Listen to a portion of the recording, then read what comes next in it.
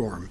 Hurricanes are not tornadoes. They can be hundreds of miles wide. And so the impacts go far out from those individual points. So just because the spaghettis are all offshore, even if it stays that way, there could still be some coastal impacts.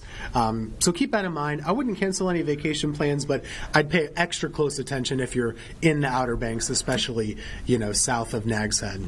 Yeah, especially the Outer Banks. I think Highway 12, we all know it, we joke about it, but it's seriously, anytime there's a coastal storm anywhere offshore, there's overwash and there's usually issues. So getting back and forth, and especially cars, it tends to be like the vehicles end up getting the brunt of this when people park at a beach house, because the houses are on stilts for a reason, but the cars are parked out at ground level. They tend to be the ones that end up getting water, and people kind of take that for granted. They'll go to sleep and wake up the next morning and their car is not just underwater, it's salt water, which is like the worst thing you could ever have for your vehicle.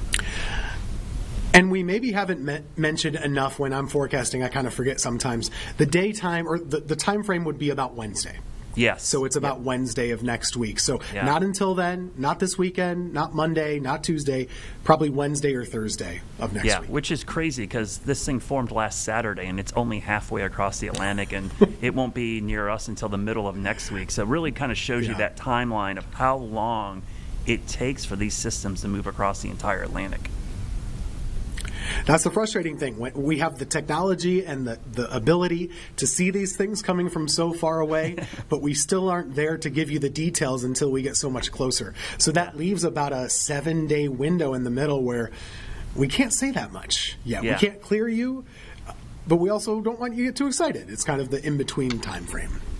And before we end, we're almost out of time. Tim, I wanted to ask you this, and maybe you know, maybe you don't know. I'm sure you do because you love the stats like me. Where are you guys as far as like wettest August? Because I've been getting that question a lot in the past couple of days.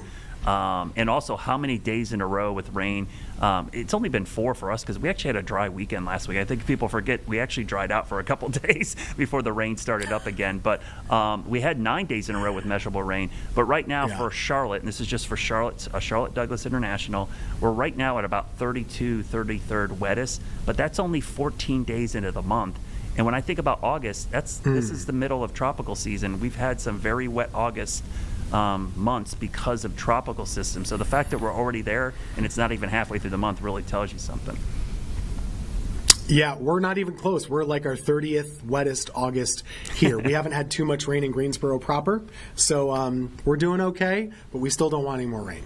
Yeah, Please. Well, here, some time to drought. So thanks for joining us tonight. Colin is up next with more on WCNC Plus. We'll be talking about air, I think, for the next 7 days as well, so don't go away.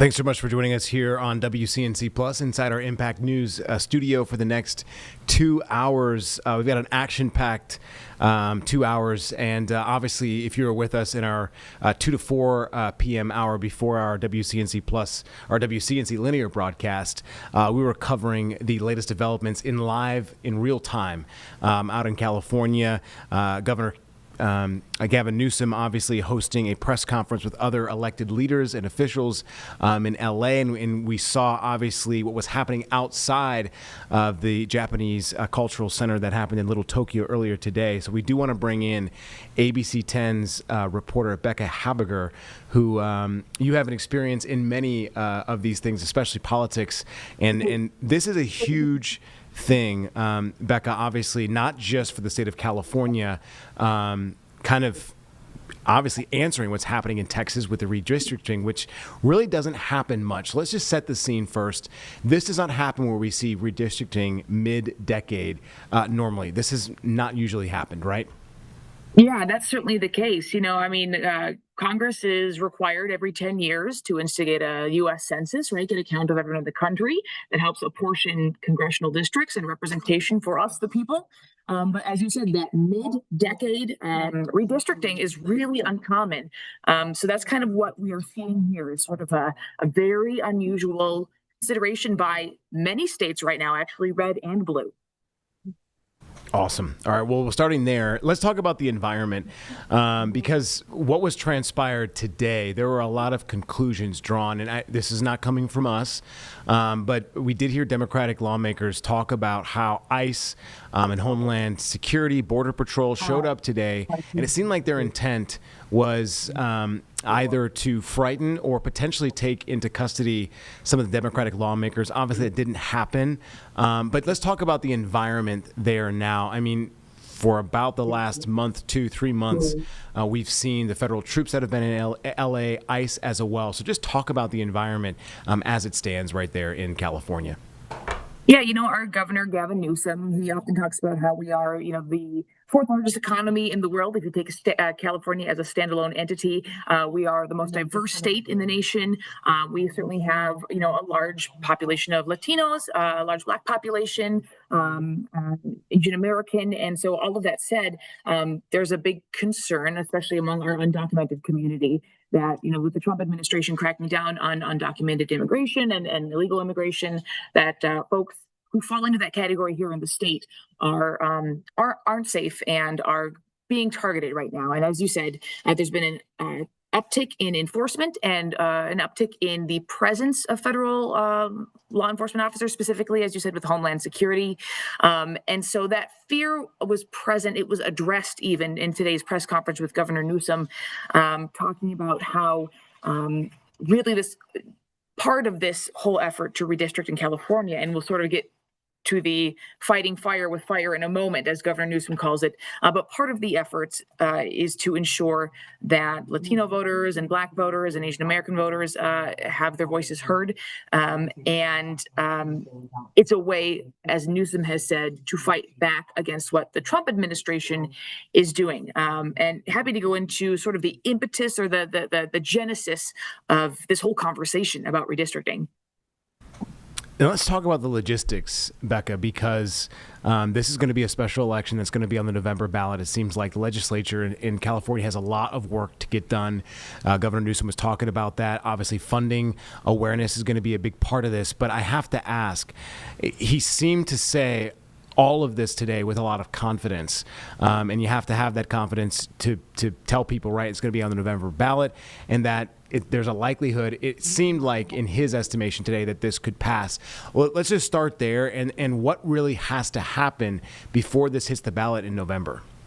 Yeah, this is far from a done deal. And as you said, Governor Newsom touted it as though it is a done deal. That's sort of the confidence of a politician that you might expect is selling an idea. But I should point out, California's lawmakers have been on this is the end of a 4-week recess. So our state lawmakers aren't even in session right now. They return to the State House on Monday, and they have a lot of work to get done. What they have to do is essentially, Governor Newsom has to introduce this package, this legislative package. So it's not even introduced to lawmakers technically yet. We have not even yet seen the maps. We expect those might be unveiled tomorrow. That'll be our first glimpse at what California's redistricting could look like. But I want to back up and talk briefly about California's redistricting process in general. Before the 2010 census, state lawmakers put into place something called the Independent Redistricting Commission. That was an attempt to take politics out of redistricting, as actually Republican Congressman Kevin Kiley from Northern California here pointed out. Any politician has skin in the game when it comes to redistricting. So this independent commission is an attempt to have a bipartisan panel look at redistricting. So that's been in place. That is California's standard practice for setting these congressional boundaries. What Governor Newsom is asking the state to do and voters to approve is essentially bypass that commission, which it was a constitutional amendment. So he's asking voters to bypass that for the next several elections. They would essentially come back into play with the 2030 census. And so 2/3 of state lawmakers will have to approve these maps and approve the essential suspension of the redistricting commission, the independent redistricting commission. And then it would have to go to voters in that statewide vote that you mentioned on November 4th. And so you have to have 2/3 of lawmakers. Now, California is a Democratic supermajority, so it is likely Governor Newsom would be able to get that through. But then it would have to go before the voters. There was a poll out today by Politico. And again, keep in mind, we have not even seen the text of this proposal yet. But the poll showed that a lot of voters would be hesitant to go ahead and do something like this. But we are discussing in our newsroom how it's still very early. We'll see if public opinion changes as and if this moves forward. No doubt a lot of money will be spent on this campaign on both sides, trying to either get voters to vote yes or no. But certainly this would be a big change if this is approved on November 4th. If this moves forward and if that date is officially set, we will find out in coming weeks.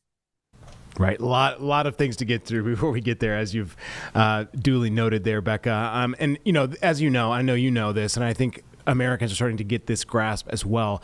This is all about the slim majority in the House, right? The 219 to 212 numbers that Republicans hold over the Democrats. And really, this goes back to Texas, right? The redistricting there is all about gaining seats on the Republican side.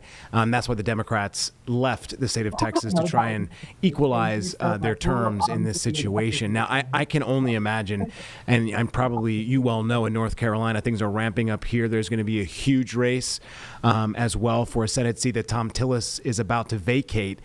I can only imagine this is going to be a big focus, not only for the midterms in 2026, but just as we go through this next cycle. Because as you heard, the governor was speaking today about speaking to other governors of other states. As we know, Missouri, Indiana, others are thinking about drawing these maps mid-decade again. So I guess what are some comments coming to mind for you as we head into this huge election season that honestly could obliterate any of the records we've seen funding-wise? It not only could get exciting, but it could get tumultuous, right? Yeah, indeed. And messy, that's for sure. We're in for a big political fight no matter what. I think it's important to note, I think probably a lot of your viewers are aware of this, but just, level setting that it is often the case, it is often the trend that the midterms swing away from the party in control. We've seen that when both we've had, when we've had a Democrat in the White House, when we've had a Republican in the White House, that's sort of just a kind of a pendulum effect trend that we see in American politics in the last several presidencies and several administrations, including Trump's last presidential administration. So that said, Trump, as you said, is well aware of the slim majority that Republicans hold. Some political experts say all it takes is 3 Democratic seats without redistricting. That's without the conversation of redistricting yet, to put Democrats in control in the midterms. So the conversation lately has been about Texas versus California. But as you pointed out, Colin, there's really a conversation that these governors are broadcasting to other governors. In fact, Governor Newsom here in California has said, he wrote Trump a letter, President Trump a letter earlier this week saying, look, almost as a game of chicken, look, I'll quit this redistricting thing if you do, if you call off your governors. It doesn't seem like that's going to happen, but Governor Newsom said this redistricting process in California will only be triggered if it moves forward in other states. Already, of course, I mean, Texas's Governor Greg Abbott and those state lawmakers already have maps in hand that they're looking at. So, I know Governor Newsom has talked about Governor Pritzker in Illinois and in New York, and kind of rallying the Democratic governors to balance out potentially other Republican states that might try to redistrict as well. So, as I said, right now it's kind of been California versus Texas, but as other states come on board on different sides of the aisle, other states are going to try and balance it out. So we could sort of maybe even see a waterfall effect here in the next few weeks, depending what happens. So lots to keep our eyes on. Certainly so. And we're going to have an expert on at 8 to talk about North Carolina's where they're at in this, because they've had the Supreme Court kind of here in the North Carolina in our state kind of discuss redistricting as a whole as well. And let's just go back to where we kind of started again, Becca, real quickly, because this is not. It seems to be, and it is being utilized as a useful tool in politics right now to try and level the I guess the playing field in some respects. Some would say, others would not say that it's fair.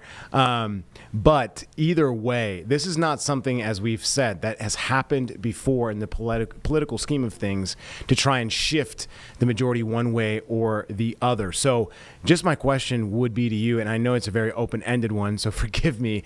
What's the next step here? Because this seems like this is going to be the norm going forward. You have pointed out, as I have as well, that other states are following suit, and this could be a years long situation where other states are doing this as well to kind of figure out where this goes with the majority, right? So what do you think is the next step, or does anyone really have an answer to this? Because as you said, I mean, at some point you want politics to try and go back to normal, and really this could have an impact, and it is having an impact on people's votes. I mean, we want people's votes to count. That's the biggest part of this.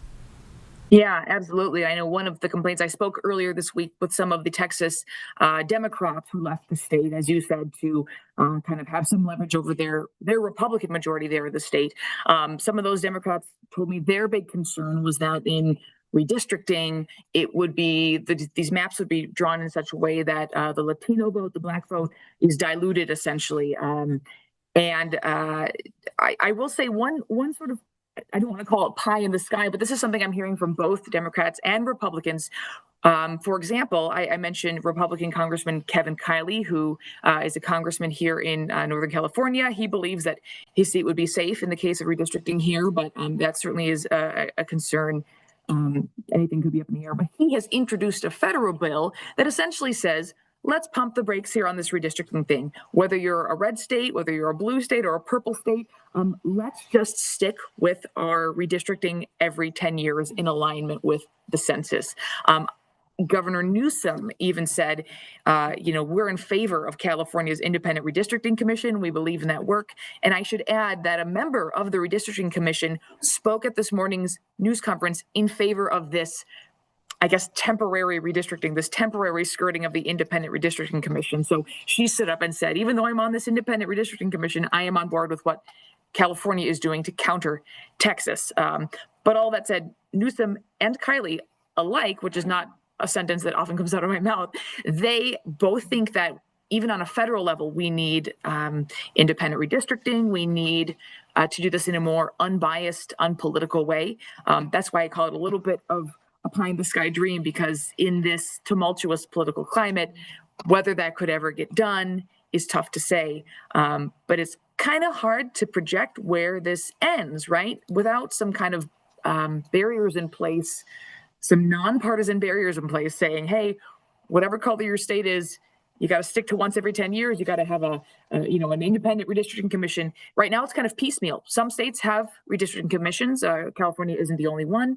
Some states like Texas, for example, all it takes are the state lawmakers to say, yep, check, we have a majority. We want these new maps.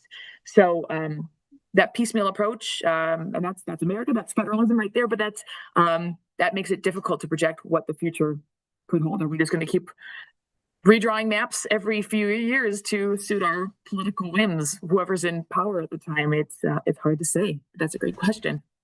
Yeah, a lot of voters' heads will probably be spinning if that happens. You've been a phenomenal sport with all the questions that I've thrown at you. So thank you so much, Becca. My last thing would be to you, are we missing anything? As I said, as you know, all the eyes of America are on not just Texas and California at this moment, but a lot of anxious people thinking, obviously, about the future and how their vote is going to be heard. Anything that we're missing that you wanted to point out that is important to our conversation tonight? Yeah, I mean, I think as journalists, certainly we don't advocate in any kind of political way, but I think it is important to say, people can feel a part of the political process. You can reach out to your lawmaker and tell them how you feel and what you would like to see. I think people should feel empowered to be part of participatory democracy. So if anyone has some concerns or they want to see it one way or the other, to definitely reach out to their lawmakers. One more thing that I'll add is just expenses. Our state, we had a statewide gubernatorial recall election a few years ago that cost the state about $200 million. And there's concern that this could cost, this statewide election could cost about $235 million, according to a recent estimate. So this could be expensive for any state, red or blue, if this is something that a bunch of states pursue. So that's something to consider as well. Right. On the taxpayers' backs. So Indeed. Some interesting stuff. Becca Habiger, thank you so much, Becca, from ABC 10, a phenomenal expert in all things politics, but specifically redistricting as it relates to our conversation tonight. Becca, thanks. I hope you join us again. Appreciate your time. I'd love to. Thanks for having me. Take care. Thank you. All right, guys. We have an update on the man in Minneapolis or in Minnesota who is indicted today, accused of shooting Minnesota lawmakers that happened in June, as we know, prompting one of the largest manhunts in the country, but in Minnesota history as a whole. And in fact, Hennepin County Attorney Mary Moriarty is providing an update right now, so I think we will go to this. Not vote on the Epstein files. So he said it was right for the Democrats in Texas to leave, but these Democrats in Congress that left early said we didn't have to vote on the Epstein files, and I'm gonna have to follow my own rules so that we can get some more people. Yeah. But what happened was, so traditionally Congress has an August district work period. So just Monday I was with the Atlanta Housing Authority doing an affordable housing tour across the city. Tuesday, wait, what's today? Today's Wednesday or Thursday? Today's Thursday. All right, folks, okay. Sorry about that. We got some misinformation from NBC on something else that was supposed to be airing. This is through our content partners, our sister station in Atlanta, WXIA, covering Representative Nikema Williams, who is a Democrat in Georgia, hosting a town hall. And I'm sure tonight she's talking about everything that's going on across the United States right now. So we'll listen in and get some more context. Work period is to get in the community so that you can bring the information back. That's why members of Congress are holding town halls, because the entire month of August, we don't have votes in D.C. But it's supposed to just be August, y'all. Not supposed to be half of July. But what happened was, you might have heard about these Epstein files. But we don't know what's in them because they won't release them. And they won't release them because they don't want you to know what they already know is in them or who is in them. Yeah. And so they cancel votes in Congress and sent us home early in July until September 2nd because they don't want to vote on releasing these files. And this is one of those rare moments when both Democrats and Republicans, there are some Republicans that have teamed up with Democrats and saying, release the files, what you got to hide? You protecting pedophiles? Guilty. He would have released them day one. If he were not guilty, he would release them on day one. Thank you so much for being here and voicing your concerns tonight. All right, so Congresswoman, we've actually got a handful of questions addressing this, so I'll go ahead and ask it. This is about the National Guard being deployed in D.C. and some fears about it being trickling down to other large cities like ours. Could you address some of those constituent concerns about that? Absolutely. The National Guard being deployed in Washington, D.C. If you have not seen what has happened and piped up over the last few days where the President of the United States, well, let's give a little short history lesson on Washington, D.C. Washington, D.C. has a population of U.S. citizens larger than some states in this country. They are not a state. They do not have a voting member of the United States House of Representatives. They do not have a voting member of the United States Senate. But some states with a population smaller than Washington, D.C., they get 2 senators. They get representatives, but not Washington, D.C. So what our president has decided to do is he said crime is high in Washington, D.C. He said crime is high, and so therefore he is going to federalize the National Guard to come in. I received messages all night from people. I saw lots of things on social media where people were leaving like a popular area with hangout spots in DC where there are checkpoints with federalized police, checkpoints to invoke fear, to stoke fear in communities. And it is no different than what we saw when he deployed and federalized the Guard to go out to California, where Mayor Karen Bass, my former colleague, leads the city of Los Angeles as if they didn't have their own police force, as if they were not policing their own communities, to exaggerate the situation and make it seem worse than what it was. So I say that when people show you who they are, believe them, because it was LA, it's Washington, D.C. Y'all, it could be Atlanta. And we cannot sit back and pretend as if we're just exempt from this conversation because that's out in California or that's up in DC. We gotta pay attention and we gotta be ready to push back at every opportunity. And so that is why I'm so glad that we have leaders at every level represented with us here tonight, because it is important that we work together in all of these instances. I was on an emergency call with the Congressional Black Caucus, and they brought in the mayor of Washington, D.C. This was Sunday night, I think. Was it Sunday? My days are blurring. I think it was Sunday night. But she was talking about the morale that it's causing in her police force. So for a party that say they back the blue and they support our local police, they sure don't act like it. Not when they're pardoning people who attacked the police on January 6th. Not when they are cutting benefits for people who have served our country. They have to stand up for people who are serving our communities at every opportunity, not just when it benefits them. But that's what we're seeing. They are being used as a pawn in his playbook. Reverend Manns.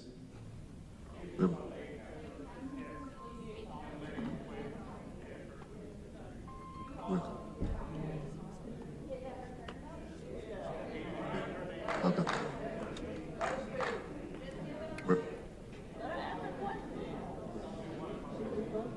Thank you so much. Good evening, everybody. My name is Megan Castro. I am the proud aunt to my niece who is half Palestinian, and I would like to start my question with a quote from Ta-Nehisi Coates' book, The Message. Israel had advanced beyond the Jim Crow South and segregated not just the pools and the fountains, but the water itself. AIPAC, the American Israel Public Affairs Committee, is one of the largest donors to your campaign. How do you reconcile taking money from an apartheid government committing genocide while representing a district that should be the leader in protecting people's civil and human rights? Thank you so much for that question, Megan. Well, first, I want to make sure that we're being factual. We're going to tell the truth tonight because AIPAC is an organization and they only can give up to the maximum campaign contribution limit as any political action committee. So they're not actually the largest contributor to my campaign because they can't give any more than any other political action committee can give. And wait, let me finish. I'll let you finish. And so they can't give more than any other political action committee. Members, constituents, U.S. citizens who support the organization, they can absolutely pool their money and support candidates of their choice. And so it is not actually factual. I opened up with naming that I have led my Congressional Black Caucus colleagues to demand that we are addressing the crisis, the humanitarian crisis that is happening, because no civilian should be put in harm because of the conflict that is happening, the war that is happening. Every day, I see what is happening, and we make sure. Ma'am, we'll be happy to answer your question. We'll be happy to answer your questions just as we're going to answer everybody else's questions tonight, but we're not going to interrupt. Ms. Castro has the floor, and I'm answering her question right now.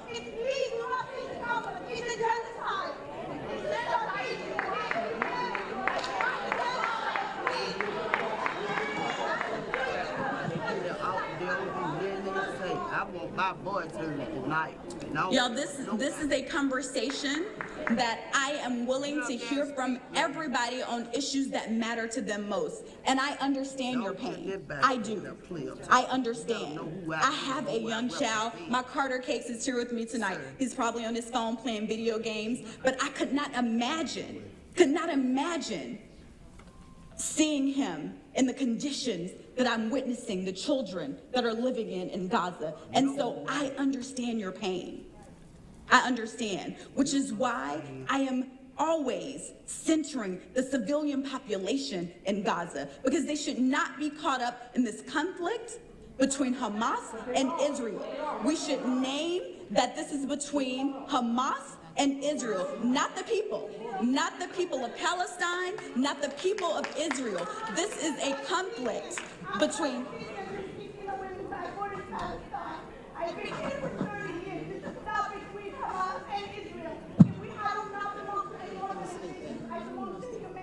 No, ma'am.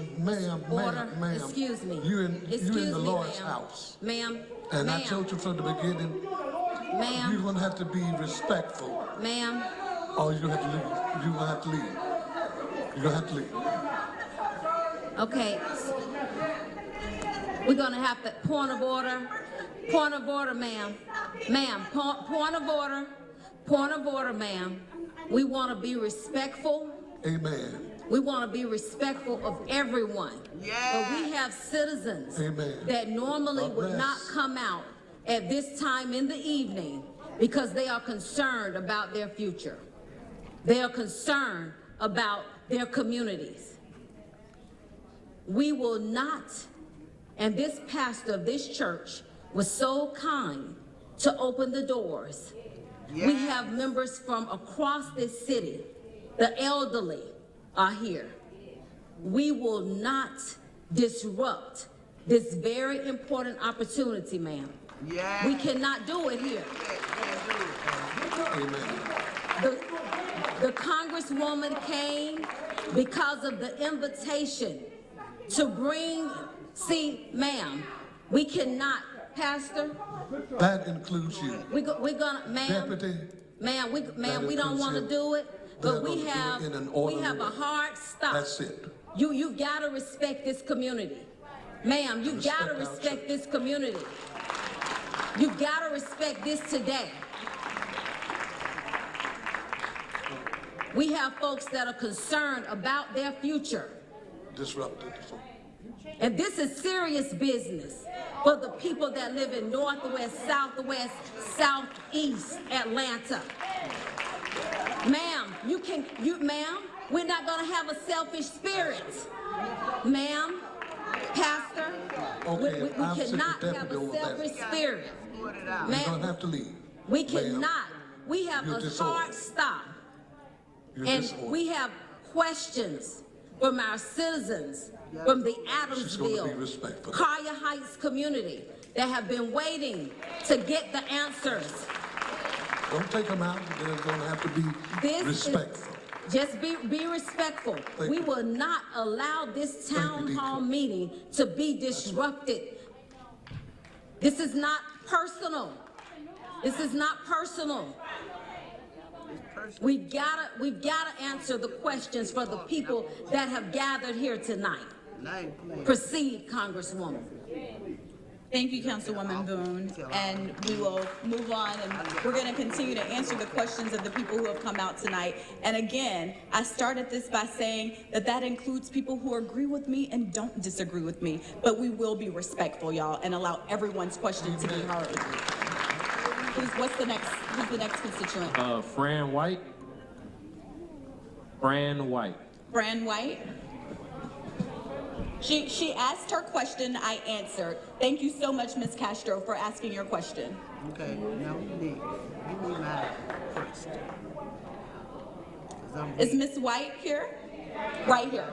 Thank you, Miss White. We're bringing a mic to you. Y'all, this is dead. Y'all don't do nothing. I can't wait to post it. They put me out. My question is, for many years, I was in congressional district number 5. For some reason, now I am in congressional district number 6. Can you explain this to us? I know the reason, but there are some here who may not know the reason why we are no longer in congressional district number 5. I miss you.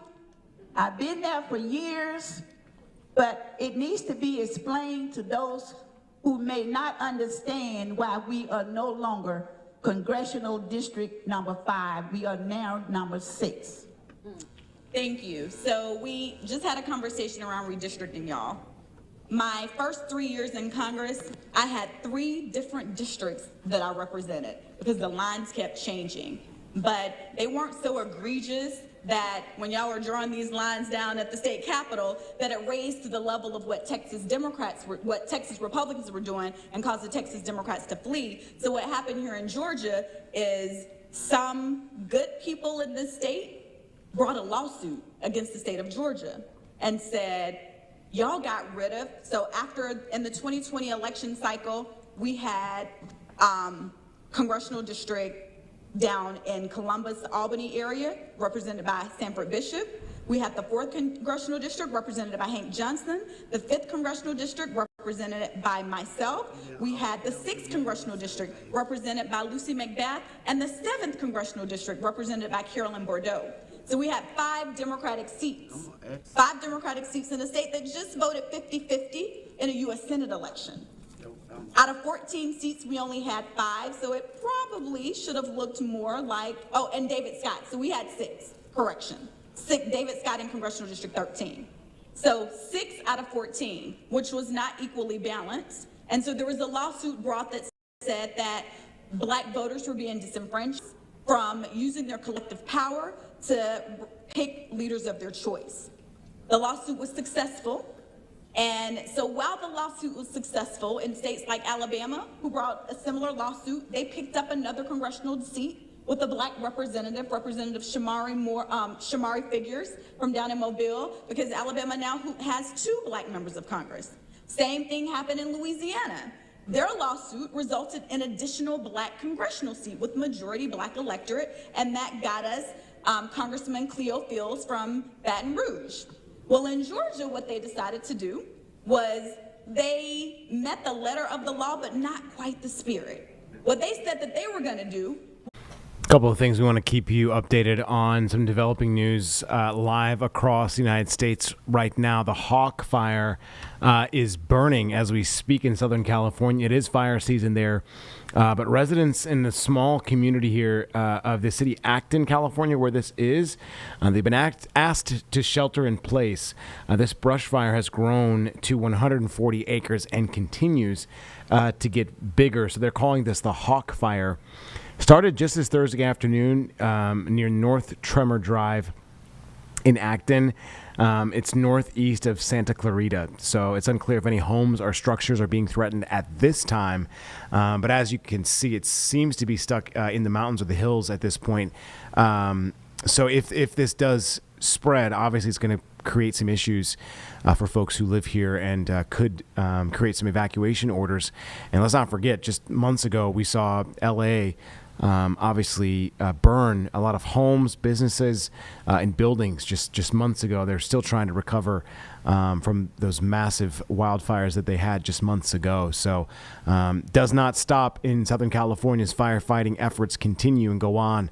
Our thoughts and prayers remembering those individuals who are on the ground fighting these fires. So again, we'll continue to update you and keep you updated on the Hawk Fire throughout the evening if necessary. Another big issue in New York right now causing some issues at New York area airports. This happened as well just Thursday afternoon. Flights being delayed at 3 of these New York area airports. That's according to the FAA. There was even a ground stop issued at John F. Kennedy International Airport because of thunderstorms. A ground stop then lifted at 3:30 p.m. But after that, we're told that travelers saw delays of about 15 minutes on average. So those showers and thunderstorms really impacted individuals. And then Newark Liberty International Airport, which is the shot you're seeing on the bottom right-hand box there, there's delays because of staffing issues at this international airport, not because of weather or scattered showers and thunderstorms, but according to the FAA, Newark Liberty International Airport dealing with staffing issues. And in fact, travelers could see delays of over an hour and a half on average. So this is creating ripple effects. We do have flights that obviously come from American and other carriers here at Charlotte Douglas Airport that go to New York. So please check your flight status before you head out. So those delays, this is nothing new at Newark Airport. In fact, over the past few weeks, there have been some major issues. And I don't know if you remember, there was some video even being caught by one of the FAA administrators talking about how they would not fly through Newark because of the staffing issues there. So again, we'll continue to keep you updated on both of these situations. But for now, we'll send you back to this town hall with Representative Nikema Williams. So that is now back in court. So you might be coming back to the Fighting Fifth, and I will welcome you with open arms because the lines are back in court. The Republicans are saying that they want to bring the old lines back, which didn't really benefit us in getting more representation in Congress. So we will see what happens, because there is also conversation, and I don't know if our state leaders have heard anything about this, that Georgia might be on that list where they're looking to do some mid-decade redistricting yet again. So what I do know is that whether you live on this side of the street or that side of the street, if you need help, call my office, because we're always going to stand up for the people. So have no fear. You're stuck with me. Who's the next question?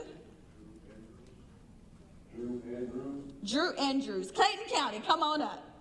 Yes, good evening, everyone. I'm your neighbor from Clayton County. I wrote that question because I didn't know so many people was going to show up. So what I'm going to do is I'm going to yield and let some of my neighbors here ask the question, and I know how to get hold of it. Yes, you do, and you have no problem shooting me that text message to let me know when you're happy and let me know when you're not. But that's what a representative democracy is all about. All right, the next question will be from Wanda Herding.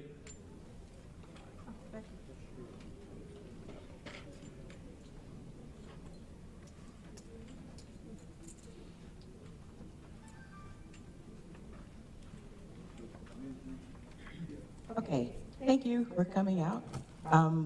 I will ask this question. With all of the changes going on with Medicaid and being a caregiver of a mother who was a retired teacher, 80 plus years old, she's very nervous about how this affects her. So could you kind of elaborate a little bit on some more on how the seniors might be affected or impacted by the changes? So that is the number one question that I get. How will seniors actually be impacted?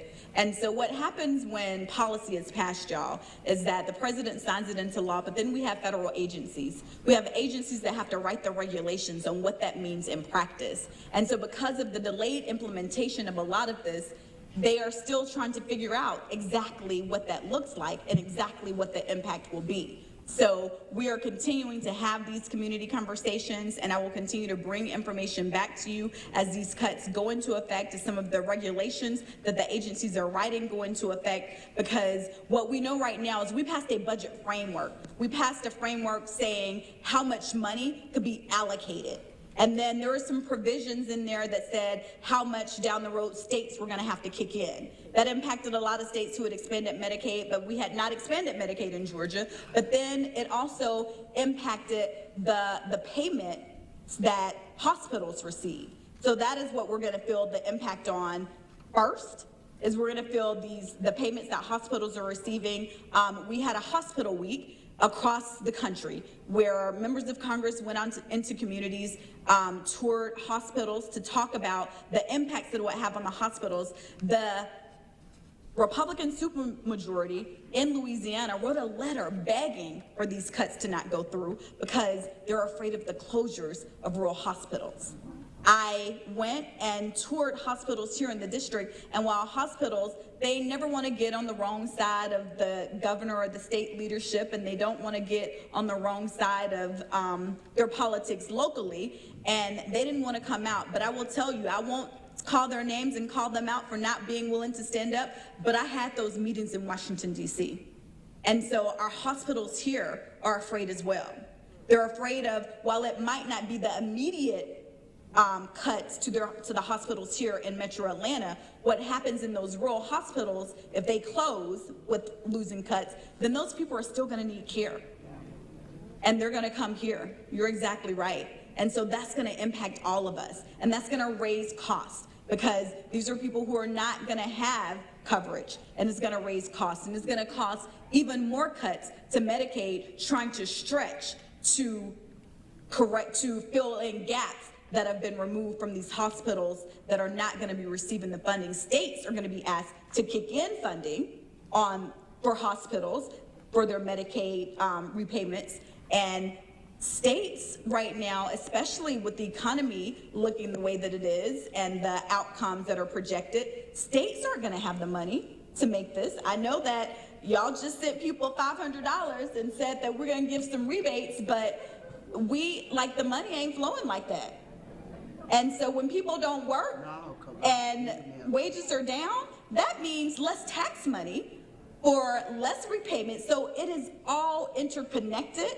And as these regulations are written on the exact impact, we will make sure that we are sending out postcards to the people that will be impacted. And you will probably start receiving things around recertification for your mom or recertification for people who are receiving Medicaid. Make sure that you are paying attention to that. Make sure that you're following up by the deadline so that they don't have any excuse to kick you off any sooner than any of these cuts go into effect. Because a lot of people are counting on that. So there are certification deadlines that might be looming. So make sure that you're paying attention to those postcards that you receive. And we'll continue to send out information too. And then I think what we're going to do for our next town hall, we'll do a telephone town hall specifically just on Medicaid and the cuts, and bring in someone from Medicaid to talk about what the options are for the regulations that are going to go into place.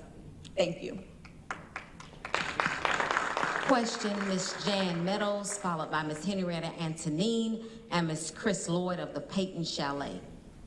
Thank you. Hello. Hello, Congresswoman Williams, Bond, Arrington, Boone. We got the whole crew out tonight. And I'm proud of that. But one of the things I think I want to ask this question, we don't have time. We've already are experiencing 8 months of this threat and destruction to the democracy. I have a suggestion, a recommendation. Yes, ma'am. All of us in here, we're citizens, and he's taking away our rights.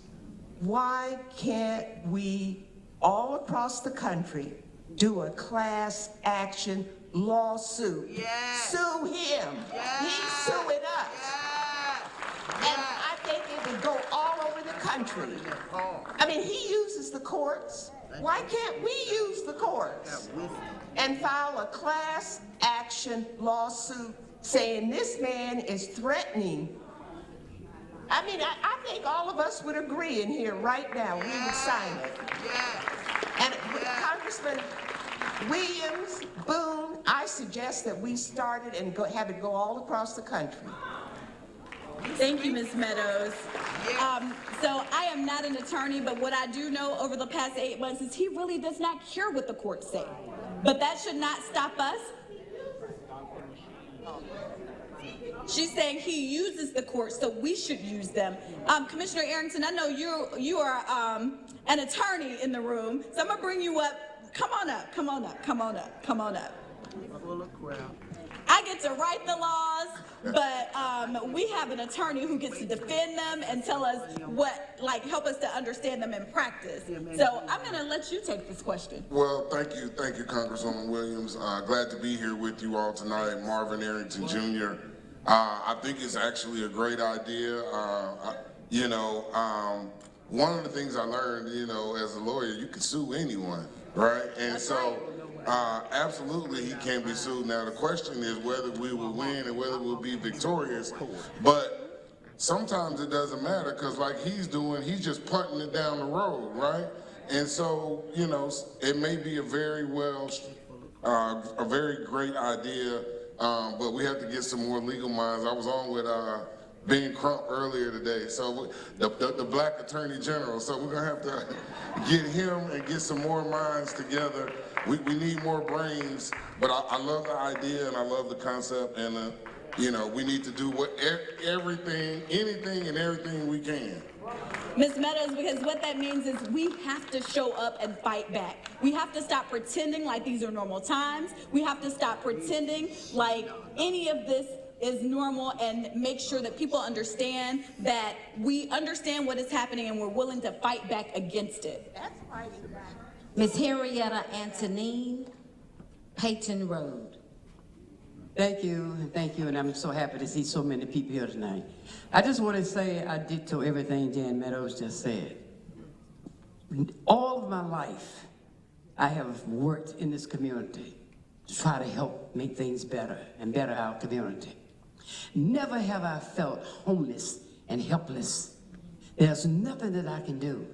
We're looking at a man as a 34 felon that's running the country, a thug, and has the audacity to say he's going to Texas to get criminals. And who is the bigger criminal than him? I want to know from a congressman, what are you all saying that you think the solution is? I agree with Ms. Meadows. All across the country, we ought to have support. We ought to sue his, I don't want to call it, Win the church, Ms. Henrietta. But I'm sure I'm not the only one that feels like this. I think this room is crowded with people who have the same feeling than I do. We have tried to do what is right. We were taught to have high morals. We looked at the insurrection in January 6th. We looked at a man who had criminals tearing down the damn Capitol and put those same people in office to help run this country. It is unbelievable that we can sit up and take this. But I want to know, as a congressman, what have you all come together to say that we can do? Because I'm not telling you that I'm pleased or unhappy. Well, I might best tell the truth. I am unhappy. I'm unhappy with the fact that I don't hear a solution. Everybody's saying, what can we do? The Supreme Court is on their side.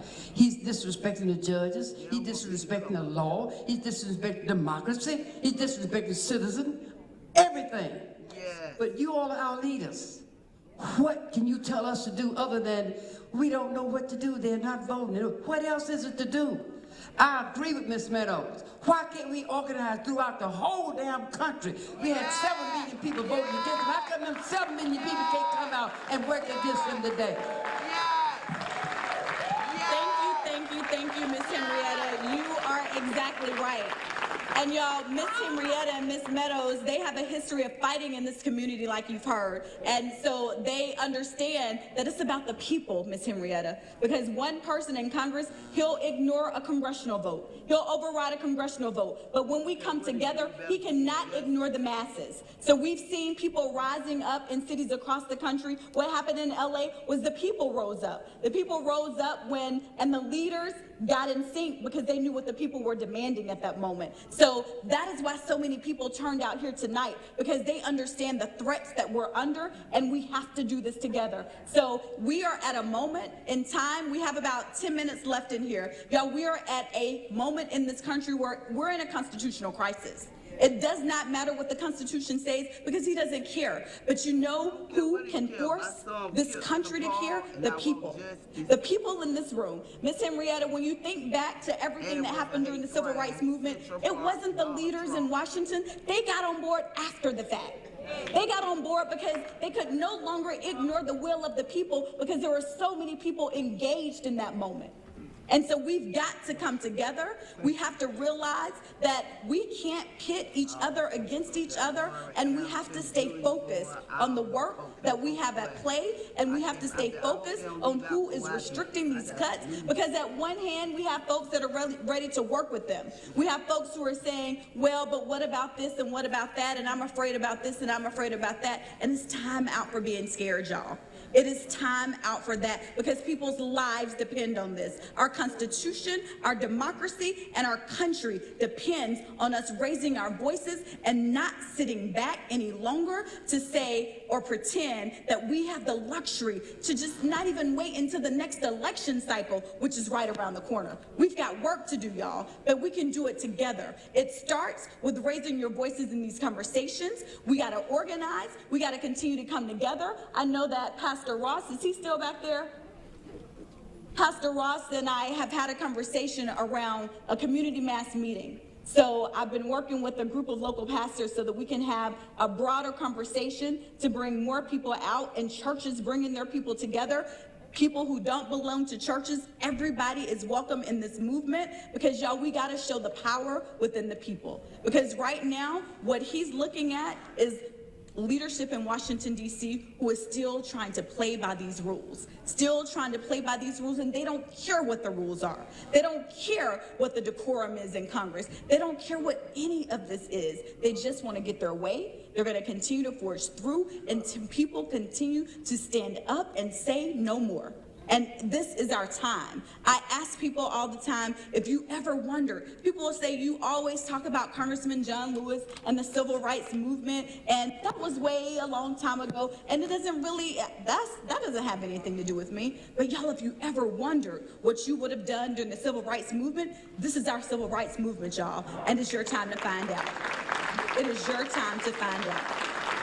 So thank you so much for being here, y'all. We are short on time. I promise you this will not be the last conversation. I am willing to meet where they are. I have these conversations in community centers. We play bingo and we talk about Social Security and Medicaid cuts. I have these conversations at cigar bars. We get a drink. And we talk about how tariffs are impacting the prices that you pay when you just want to go and get a drink after a long week of work.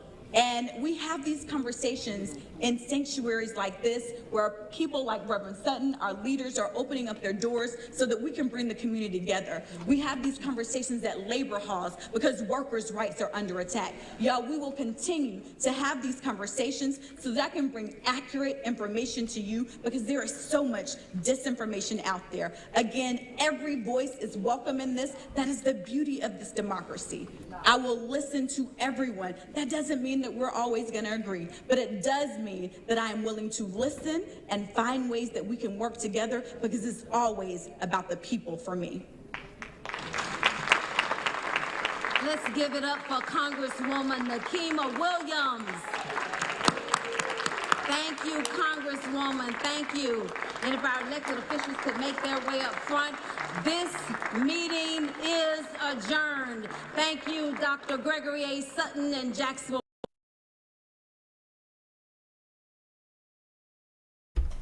All right, that meeting has ended. Obviously, as we've been talking, we've been watching and monitoring two different situations.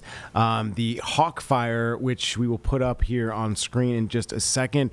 This is happening right now, and we are trying to get more information out of California on this Hawk Fire. It is a brush fire that has grown to nearly 140 acres, if not more. At this point. So what you're seeing right now are aerial views of the city of Acton, California, which is where this wildfire is seemingly threatening structures. And in fact, this is a picture from Air 7, I do believe, potentially from ABC 7, KABC out in LA, kind of monitoring these fires. So taking a look into the traffic. And as you can see, the smog there above LA as well. And then a little bit earlier, we had been updating the situation with Newark Airport.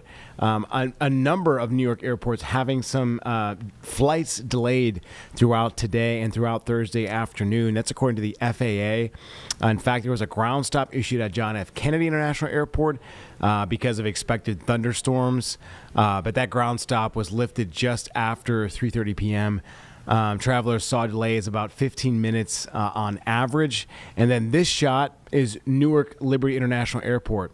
Due to staffing issues, according to the FAA, travelers are seeing delays of over an hour and a half on average. So again, some staffing issues prompting these delays at Newark Airport, which have happened over the past few weeks as well. All right, we do want to get to, and we're just waiting on a expert to join us, Professor Michael Bitzer, on what's happening in North Carolina as it pertains to redistricting. We'll go now to Governor Newsom's press conference, although we will have to come back, cut into it to get to our expert in a couple of minutes, but we'll play this for you right now. I should add that it's no accident that the museum and the Democracy Center were built on this very site, because this is where in 1942 LA's Japanese American families were forced to board the buses that took them to the incarceration camps for the duration of the war. So for us here at the museum, this is hallowed ground. For us here at the Democracy Center, this is the ground zero point, one of the ground zero points in the civil rights history of this country. And we should note that what happened in 1942 is not much different from what is happening now as ICE is stalking the streets of our city and the terror that ICE is inflicting on our on our sisters and brothers in the immigrant communities. So it's this. Thank you. Good for you.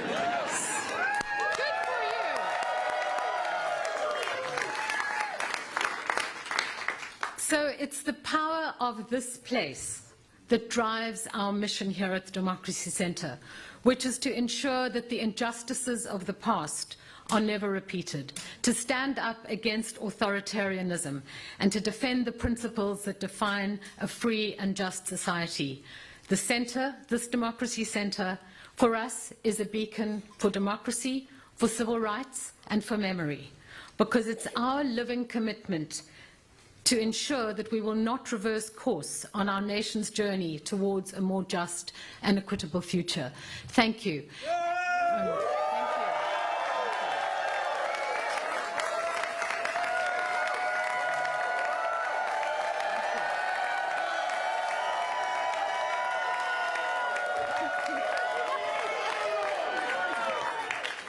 And now it's my very great honor to welcome to the stage Sarah Sadwani, who is from the California Redistricting Commission. Thank you. All right, we're going to cut into this as we promised to get to our professor of politics and history at Catawba College, Dr. Michael Bitzer, who has joined us before. Dr. Bitzer, thank you so much for your time. I do know that you authored a book about NC gerrymandering called Redistricting and Gerrymandering in North Carolina, Battle Lines in the Tar Heel State. We're seeing battle lines drawn all across America right now, sir. In Texas, obviously the news in California that we've been covering here on WCNC Plus, with ICE activity outside, just some crazy images. And honestly, Dr. Bitzer, how did we get here? Because we're having a mid-decade redistricting issue. Obviously, here in North Carolina, there's the subject of some issue. The current maps drawn by the Republican-controlled General Assembly in 2023 are still at the center of ongoing lawsuits. And in fact, just in June, I do believe, if you want to correct me, there has not been, there was a hearing in June, but we have not had a final decision as of August 7th on those maps. So just update us where we're at, if that's correct, and what the next step looks like for us here in North Carolina. A pattern of, I would say, mad, mutually assured destruction based on partisan redistricting. If Texas is going to pursue this, California is going to pursue it. We could potentially see a state like Missouri and New York also engage in this. So this is really going into a midterm election year for 2026 that typically the president's party loses seats in Congress. That is a kind of given rule in American politics. But the margins are so narrow, in particularly the U.S. House of Representatives, that Donald Trump is trying to do his best to ensure that Republicans at least have an attempt to claim a majority in next year's elections. Thus, he issued the command to Texas. I'm not sure that we will necessarily see something here in North Carolina. Again, North Carolina's partisan redistricting, the partisan gerrymandering, is legal based on a state Supreme Court decision that overturned a previous decision saying partisan gerrymandering was unconstitutional. The cases, however, deal with racial gerrymandering, the drawing of lines to impact voters potentially on race.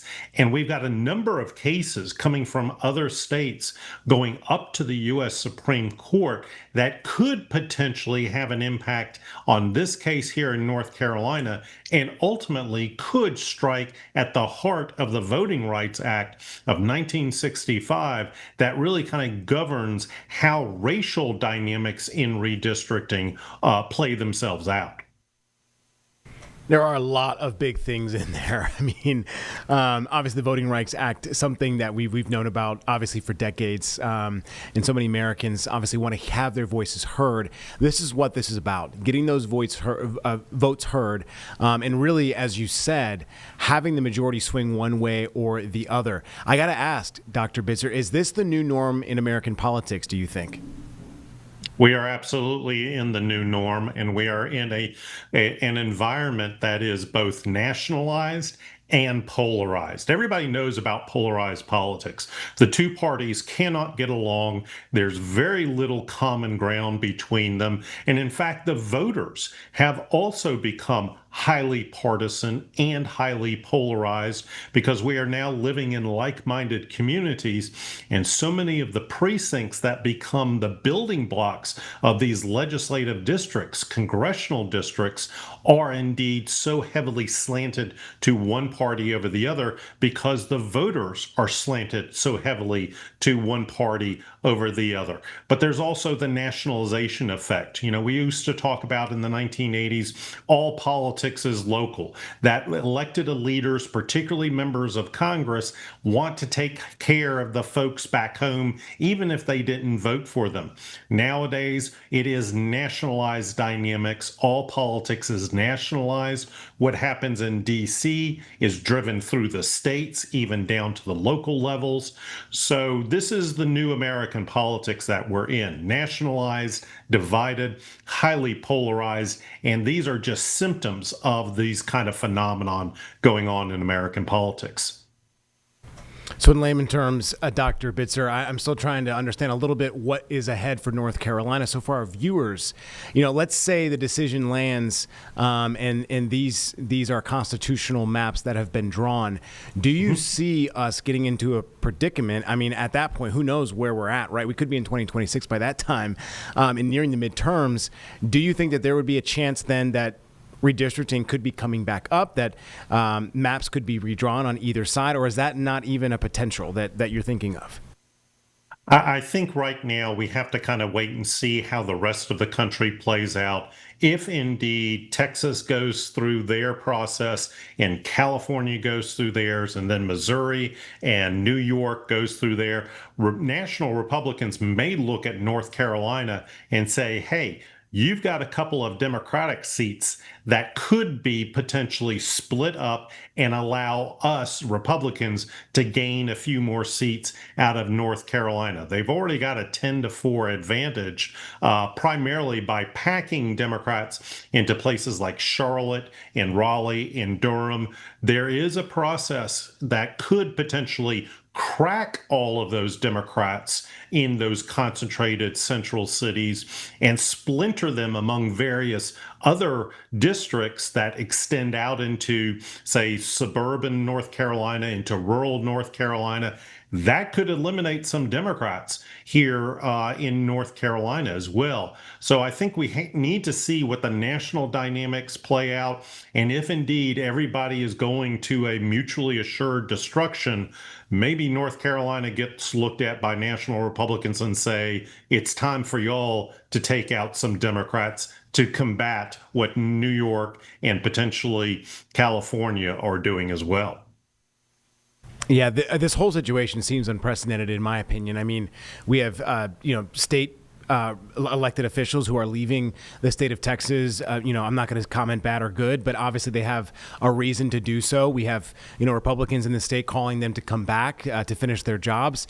I mean, this is. I don't know if we have a historical precedent where we've seen state representatives leaving the state to protest these type of issues. Have you ever seen anything like this?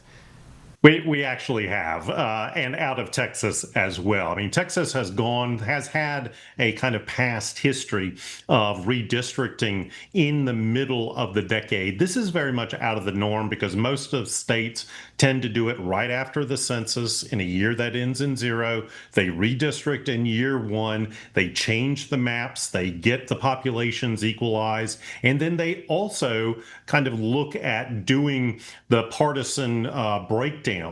What we are seeing out of Texas is, basically politics at raw play. And we've seen that happen in the 1990s. Texas has done this before. Texas Democrats have left the state and tried to hold up redistricting sessions. But this is really something that, we have not seen other states take into advantage. So we'll have to kind of wait and see how California plays itself out, as well as potentially other states. Sorry to show my ignorance there. I was trying to rack my brain to think if it's happened again, but I appreciate you letting us know and being so kind with that. Doctor, I got to ask this because a lot of folks, and I'm thinking about this as well. And I live in South Carolina, so it's a little different for me. But anyway, right, we're on the precipice of a huge, midterm election. Obviously, we'll see what happens in November if and when California can get their ducks in a row to get that special election had. But anyway, here in North Carolina, I'm sure people are wondering, right, how their voice can be heard with gerrymandering. And I don't want to say necessarily the maps are already like that, but for the maps that we are looking at in North Carolina, should folks be worried about their voice being heard with gerrymandering at play? Well, certainly what gerrymandering does is basically isolate the minority party, the party that's out of power, so that they don't have a voice. And we typically tend to see that with this redistricting kind of an effort going on. Here in North Carolina, our previous congressional delegation was a 7-7 split. That was court ordered, but once that decision that reversed the partisan gerrymandering as unconstitutional went into effect, Republicans were able to redraw the maps and basically create 3 additional Republican seats out of those 7 Democratic seats. Could they do more? There is a very distinct possibility that could happen. You said you were from South Carolina. I've heard discussions about potentially drawing the last Democratic congressman out of his district and making it a more favorable Republican district as well. All of this is based on geographic polarization, and so much of this is based on where the lines are. For here in North Carolina, Democrats have to be concerned because if you're talking about potentially getting rid of 2, maybe 3 other Democratic seats, you're talking about a real shift in Republican congressional control of North Carolina to the Republicans at the detriment of Democratic voters. Yeah, it is the wild, wild west in some respects in terms of politics right now. Dr. Bitzer, you covered so many things. Appreciate you being a good sport in fielding all those open-ended questions. Last thing for me is, what else am I missing here? You're the expert. What should they know? And I know, the foreseeable future may not be totally clear for a lot of us, but anything else that comes to mind? Yeah, I think we'll just have to kind of wait and see. You know, it sounds like Texas Democrats are going to return to Austin because they got the guarantee that California Democrats would start their redistricting process. That could be a potential hurdle in California because they have to overturn a state constitutional amendment that instituted an independent redistricting commission, something that's supposed to take partisanship out of the process of redistricting. California Democrats want to put that back in, put in partisanship back into the process. That's going to require a vote by California voters to do that. But if California is as Democratic as Texas is Republican, that could be a real potential likelihood of that process playing out. Then the dominoes really start to fall across the United States, and we'll just have to wait and see how things play out. I did. You brought up a great point. Just last thing here. In what likelihood is it? And I think I saw from the federal government level that somebody is, I don't exactly remember, the representative is trying to institute legislation where they do keep to the regular mandated every 10-year type of redistricting with the census. Is there any possibility that that will stay the same? Because as we can see, the competitive advantage is gaining some seats here and there in any state that you can get them. But you know, do we go back to as we were, do you think? Is there any possibility of that happening? Well, Congress can certainly step in and they can do their part to basically tell the states, whoa, no more mid-decade redistricting efforts and put a stop to it. Unfortunately, that particular piece of legislation was proposed by a Republican, and it would also have to get through a very narrow U.S. Senate in order to get legislation passed. And then it would have to go to President Trump, who basically, by my read, doesn't want not to have a mid-decade redistricting effort, but wants to ensure that seats are built for Republicans out of Texas. This is really, you know, a kind of war games scenario where if one side moves their chess piece, the other side is going to move their chess piece, and ultimately both sides may suffer in Armageddon. And it feels like us, the voters, are in the middle of all of it. So, yeah, I guess for better or for worse, I guess we'll see. Dr. Bitzer, a professor from Catawba College, we certainly appreciate your time, sir. And again, wrote the book, NC Gerrymandering, Redistricting and Gerrymandering in North Carolina, Battle Lines in the Tar Heel State. Check it out. And Dr. Bitzer, thank you for your time. It's always great to talk to you and to have an expert advice here on WCNC+. Thank you for the opportunity. No problem. Have a great night. You too. All right, we're going to keep moving and go back to our entire discussion about this redistricting, gerrymandering, and go back to California as we expect Governor Newsom to speak here and announce that California, as you just heard, is going to look at the special election to get it on the November ballot. Competitive seats in the nation. Probably some of you here don't love that, but on balance, for democracy, that's a good thing. It's a kind of thing we should have in all 50 states across this country. We used a community-driven approach. We received almost 40,000 pieces of community testimony from Californians far and wide. And we expanded opportunities for communities of color, communities that have long been historically excluded at the ballot box, for Latinos, for Asian Americans, and for Black Americans to elect the candidates of their choice. But these are extraordinary times, and extraordinary times call for extraordinary measures. We have witnessed masked gunmen kidnapping our neighbors off the streets, and my understanding is they're outside waiting to do it again. We have seen not just the toleration of political violence, but the encouragement of it on January 6th against nonpartisan election officials, and the deployment of the National Guard in our cities, turning our cities into police states. And if that wasn't enough, we are watching executive overreach that no doubt is making our founding fathers turn in their graves. And we have to take action. These are the hallmarks of a democracy in peril. My political science colleagues, Stephen Levitsky and Daniel Ziblatt, who authored a very famous book at this point, How Democracies Die, wrote, "Protecting democracy requires more than fright and outrage. We must be humble and we must be bold." I'm here today to be humble, to set aside the good work of California, but I do so with the expectation that this is a one-time occurrence, that this does not subvert the will of the people of California. And I call upon these many leaders who have joined here today to be bold, to fight for American democracy, to not just pass maps for 2026, but to fight for independent redistricting in all 50 states so that we can level the playing field of a representative democracy.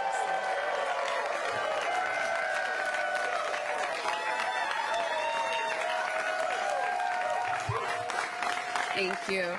And now we'll hear from Jody Hicks.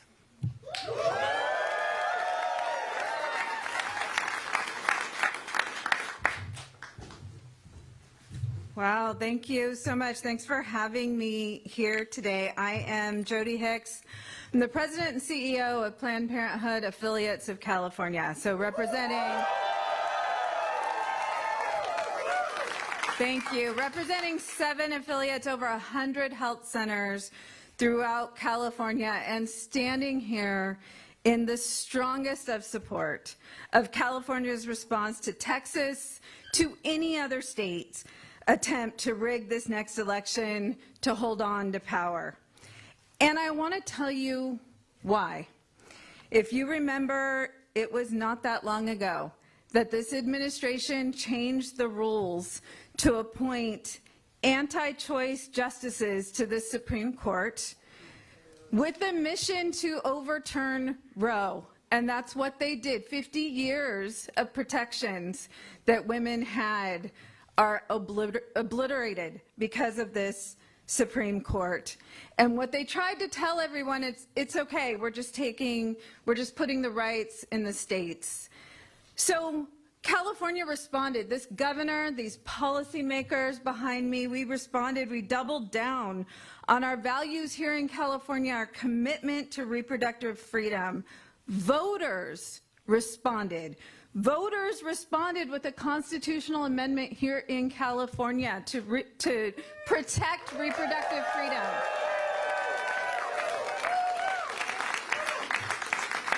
Voters responded to what was happening across the country by flipping congressional seats here in California, by kicking out those anti-abortion extremists in an attempt to flip the House. And despite that, despite the voices of the voters here in California, just 3 weeks ago, Congress, all 9 Republican Congress members here in California, voted to defund Planned Parenthood. They knew it would disproportionately target California because we have invested in improving access to reproductive health care, because those are our values here in California. Our health centers, there's over 100 of them, over 80% of them are Medicaid patients, our most vulnerable communities.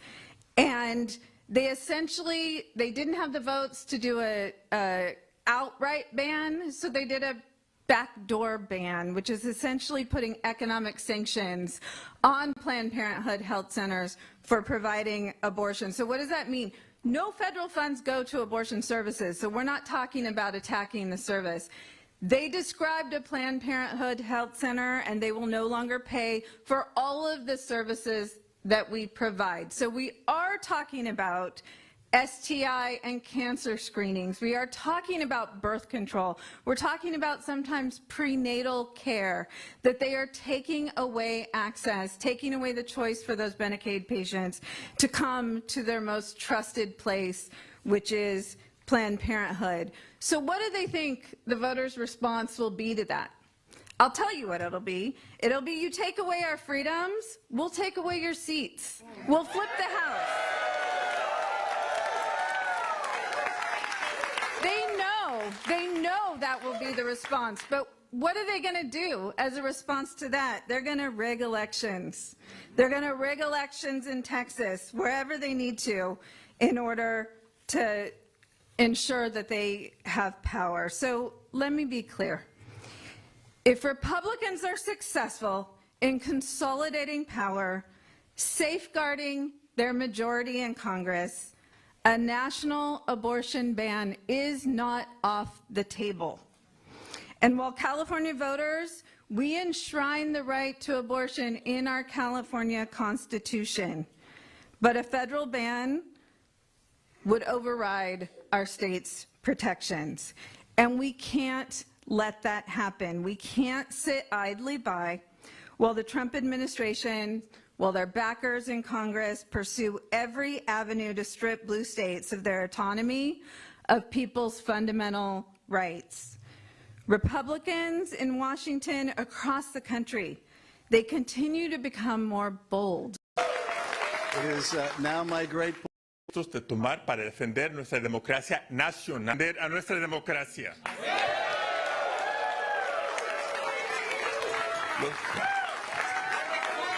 Este noviembre los votantes de California van a determinar si seguimos con una democracia fuerte o no. Es la cuestión, la pregunta de hoy. So this November, the people of California will stand up and speak up and determine whether we defend our democracy, because California is proud to lead. California always leans in on the biggest challenges, not just for our state, but for our nation. And we're going to do it together, because a wise governor that I know is fond of saying, if you want to go far, go alone. Excuse me, if you want to go fast, go alone. If you want to go fast, go alone, but if you want to go far, go together. And the person who has brought us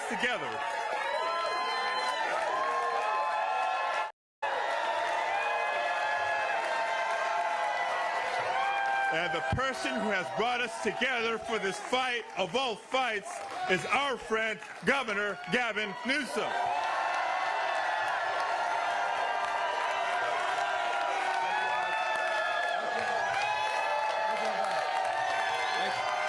Thank you, everybody.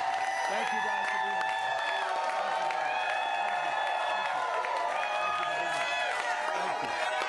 Thank you.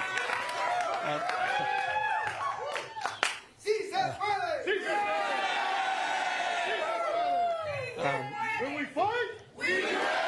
When we fight, we win. Thank you. Thank all of you. In the spirit of that African proverb that Senator Padilla was referencing, you want to go fast, go alone. You want to go far, go together.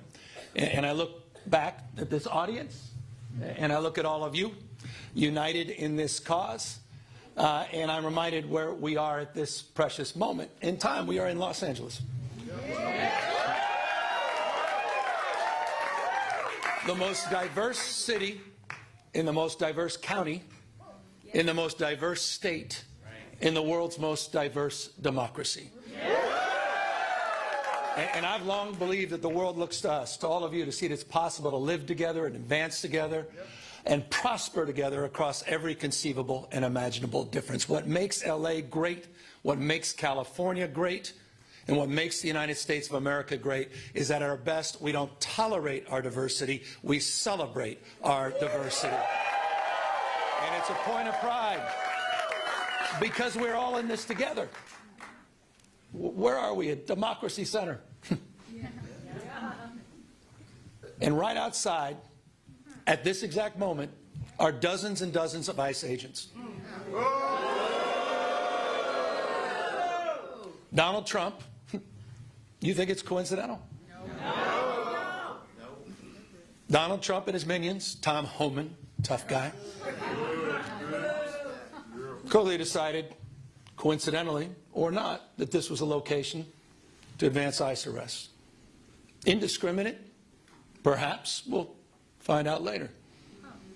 It was certainly indiscriminate when a 15-year-old disabled boy had a gun put to his head in Los Angeles trying to go to school just a few days ago. I met with it. I don't need to belabor this, except I want to level set. People are scared. People are fearful. You had a United States Senator that was thrown down to the ground in a federal building. Alex Padilla.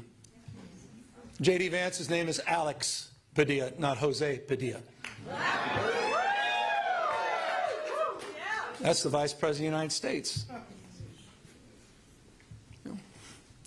It's another museum not so far away from us. Talks about those 53 days. Some of you know what I'm referring to. Wake up, America. This is a serious moment. Wake up to what's going on. Wake up to the fear, the anxiety. Wake up to what's happening, not just here in Los Angeles, where we saw our streets militarized. We saw our due process rights thrown out the window. You heard the word disappeared. I was with a 12-year-old boy born in Oxnard, California, whose mother and father were disappeared. 20 years going to the same packing facility every single day. He didn't even know how to get back into his own home, into his own house. Had no brothers and sisters. He has now disappeared in an attempt to find his parents. That's Trump's America. That's the moment we're living in. So these are sober times. And so I'm deeply grateful to all of you for standing up and for being here today. I'm grateful for all the elected officials that are here, members of Congress, not just our 2 U.S. senators, to members of the California legislature for having the courage of their convictions, for standing tall and standing firm, to recognize today is Liberation Day in the state of California. And as Senator Schiff said, Donald Trump, you have poked the bear, and we will punch back. Here's the good thing about California, folks. We're the size of 21 state populations combined. We're the 4th largest economy in the world. We're not a small, isolated state. I know they say don't mess with Texas. Well, don't mess with the great Golden State. And so we're here with our state of mind, with the clarity of our purpose and conviction, to recognize that we need to reconcile the world we're living in. We do have agency. We're not bystanders in this world. We can shape the future, and that's what we intend to do today. We're here because Donald Trump, on January 6th, tried to light democracy on fire, tried to wreck this country, tried to steal an election, as Alex just said, by trying to dial in for 11, almost 12,000 votes. And here we are, in open and plain sight, before one vote is cast in the 2026 midterm election. And here he is once again trying to rig the system. He doesn't play by a different set of rules. He doesn't believe in the rules. And as a consequence, we need to disabuse ourselves of the way things have been done. It's not good enough to just hold hands, have a candlelight vigil, and talk about the way the world should be. We have got to recognize the cards that have been dealt. And we have got to meet fire with fire. And we've got to be held to a higher level of accountability. So that's what this is about. It's not complicated. We're doing this in reaction to a president of the United States that called a sitting governor of the state of Texas and said, find me 5 seats. We're doing it in reaction to that act. We're doing it mindful of our higher angels and better angels. We're doing it mindful that we want to model better behavior, as we've been doing for 15 years in the state of California with our Independent Redistricting Commission. But we cannot unilaterally disarm. We can't stand back and watch this democracy disappear. We can't stand back and watch this democracy disappear district by district all across this country, not just in Texas, but in Missouri, where J.D. Vance went just a week ago, in Indiana, in places like Ohio, in places like Florida. We need to stand up, not just California. Other blue states need to stand up. We need to be firm in our resolve. We need to put back. So we're here in that light. And I'm grateful to have remarkable partners in the legislature. It's a tall task. We're asking them for 2/3 of a legislative consent. But this is the difference. This is the difference between what's happening in Texas and what's happening here in California. We didn't receive a phone call from the President of the United States to then quietly go in the back room and start drawing maps and legislatively try to jam them through against the consent of the people. We're doing precisely the opposite. We're working through a very transparent, temporary, and public process. We're putting the maps on the ballot, and we're giving the power to the people. This will be the first redistricting that's ever done that. That's the difference. We tried to raise the standards, and these guys are not playing by any set of rules. So this time requires us to act anew, not just think anew. And so I'm grateful to all of the remarkable leaders that have stepped up this unifying effort here in the state of California. And we'll be asking for the people on November 4th, a special election coinciding with a lot of local municipal elections, to provide a temporary pathway for congressional maps. We will affirm our commitment to the state independent redistricting after the 2030 census, but we're asking the voters for their consent to do midterm redistricting in 2026, 2028, and 2030 for the congressional maps to respond to what's happening in Texas, to respond what Trump is trying to excite. And we'll do so in a way that also affirms our desire as a state to level the playing field all across the United States. We believe in a national independent redistricting framework. And we believe that's the right goal and the right thing to pursue. And I will just state for the fact, Zoe Lofgren, who runs our California delegation, she authored the bill.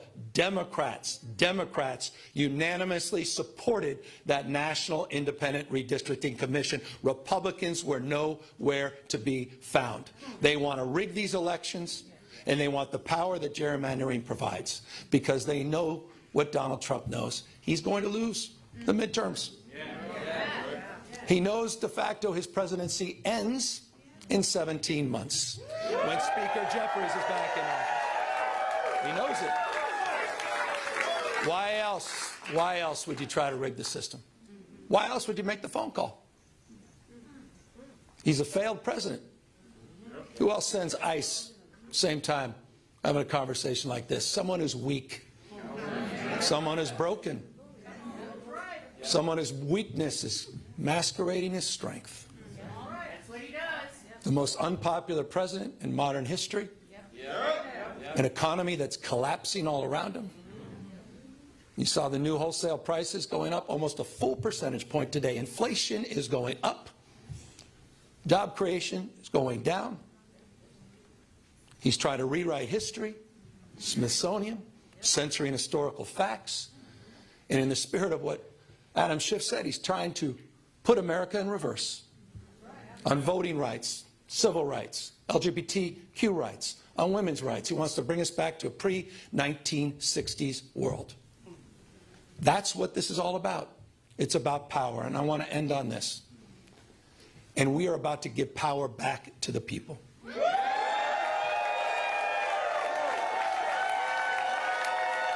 You have, on November 4th in California, you have the power to stand up to Trump. You have the power to declare that you support a system that is not rigged. You have the power on November 4th to stand up for people that are being bullied. You have the power to stand up for people that are being intimidated. You have the power to stand up to the rule of law. We're giving the people of this state the power to save democracy, not just in California, but all across the United States of America. I hope we are waking up to this reality. Wake up, America. Wake up to what Donald Trump is doing. Wake up to his assault. Wake up to the assault on institutions and knowledge and history. Wake up to his war on science and public health. In his war against the American people. This is a guy who lays claim to want to get a Nobel Prize, sitting there and bending his knee to Mr. Putin. You have the power to straighten this out. And so I want to again just thank everybody for exercising not just their formal authority. Yes, that's what we're doing. but also sharing their moral authority at this moment. I want to thank everybody for being here today, for being here tomorrow, and most importantly, we're counting on all of you on November 4th to be there for each other to win this election and stand up for our democracy. Thank you all very, very much. Thank you. All right, impassioned Governor Newsom there. Now we're going to take the other side and watch the president, who gave remarks on Social Security and a number of other things, specifically redistricting in California and what's going on in Texas as well. How are you? Thank you very much for being with us. It's a good time for this country, whether you have the hottest country anywhere in the world. I think you're hearing it from a lot of people, not just from me. We're doing very well in so many ways. And the gentleman on my right, we recruited him. We tried to get the best person. We got a man that you'll hear in a second has done an amazing job with respect to Social Security. He's running it, and he's running it like nobody ever even dreamt possible. And it's the 90th anniversary right now of Social Security. So today we celebrate that 90th anniversary of one of the most significant pieces of legislation ever signed into law, the Social Security Act of 1935, and we're going to make it stronger, bigger and better, really doing a job. In the campaign, I made a secret pledge to our seniors that I would always protect Social Security, and under this administration, we're keeping that promise and strengthening Social Security for generations to come. You keep hearing stories that in 6 years, 7 years, Social Security will be gone, and it will be if the Democrats ever get involved, because they don't know what they're doing. But it's going to be around a long time with us. Very much, you'll be surprised to hear some of the numbers. I'm delighted to be joined by the Commissioner of the Social Security Administration, Frank Bisignano. Oh, in the world of business, in fact, I wrote some of the little things down that he's had an amazing, he was Chief Operating Officer of J.P. Morgan Chase. He worked for Jamie Dimon, and Jamie Dimon said that he was amazing. So think of that, Chief Operating Officer, J.P. Morgan Chase, had a storied career. Then he went to First Data. For those in the business, you'd know it's the largest payment company anywhere in the world. And worked for Henry Kravis, and it was in big trouble. He took it over as CEO. He made it incredible. They merged with Fiserv, and he became CEO of that, and that became extremely successful. That was in Milwaukee. I guess they have the Milwaukee Arena, and where we had some good success and some good speeches. But he's a really legendary guy, and he wanted to do this. I mean, he just wanted to straighten out Social Security because he loves our country. And what he's done in a few months is amazing. Almost 60 million American seniors rely on Social Security for peace of mind and a life of dignity and retirement. These Americans paid into the system, and they deserve leaders in Washington who are going to protect the benefits they've had and protect Social Security. Under Biden, Social Security went down like nobody's ever seen it, deteriorated. There's never been anything like it. The 4 years of Biden were very, very destructive. It couldn't have gone on much longer. Social Security was going to be destroyed. It was being destroyed. The average call wait time reached an all-time high of more than 42 minutes. Field office wait times were at 32 minutes, which is unheard of, and the disability claims backlog was the longest ever in recorded history. In other words, it was run just like the country was run. It was run really badly. But I'm pleased to report that under our leadership, and Frank in particular, the changes he's made and what he's done is sort of a miracle. Sort of like what happened with the country as a whole. Field office wait times are now down 30% since last year, and it looks like it's going to a total record number. And the record was set in a long time ago when the world was a lot different place. We're going to beat that record. Call wait times are down 73% while serving twice as many customers per day. The disability claims backlog is down 26%, and seniors now have 24/7 online access to their accounts, which they never had before, whereas under Biden, the website was down 29 hours a week for maintenance purposes. It was essentially not open very much. They were always maintaining it, but they didn't know what the hell they were doing. They had a person running that had no idea what they were doing. Among my very first acts was to order all government employees to return to the office or be removed from the job, which means our Social Security offices are now open for full business hours 5 days a week. So unlike being shut down all the time, we're open at record levels also. We're making it really great for the people that want and demand Social Security, and they paid into the system. They deserve it. Last month, I signed one big, beautiful bill and allowed no tax on Social Security for our great seniors, okay? So how's that? Not bad, right? No tax on Social Security for our seniors. And to protect our benefits, we've already kicked nearly 275,000 illegal aliens off of the Social Security system. These are people, many of them have already left the country, and yet we were sending them checks all the time. And 275,000, and that number is now even larger than that, Frank. It's an unbelievable job. And what that's doing is making the system strong. It's making it strong. Biden never kicked anybody off. Everybody joined. And we're carrying out historic deportations to remove many more illegals committing Social Security fraud. It's the Social Security fraud that was taking place at levels that nobody's ever seen. We cleared 12.4 million names listed in the Social Security database over 120 years of age. Think of that. So we had 12.4 million names where they were over 120 years old. Is that right? That's a hell of a statement.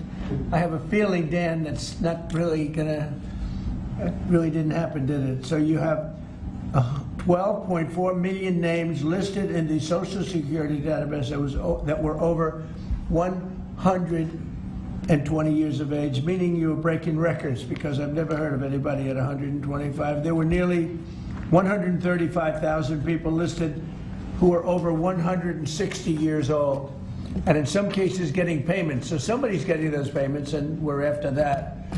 We're also fighting the menace of inflation to make life more affordable for American seniors, and we've ended Biden's inflation nightmare. So we had the worst inflation in the history of our country, and now our inflation is down to a perfect number, a beautiful number, hardly any at all. And yet our country is taking in tens of billions of dollars and trillions of dollars, actually trillions of dollars in tariffs. And you know all about it. It's been amazing. They say, why are we taking in so much money?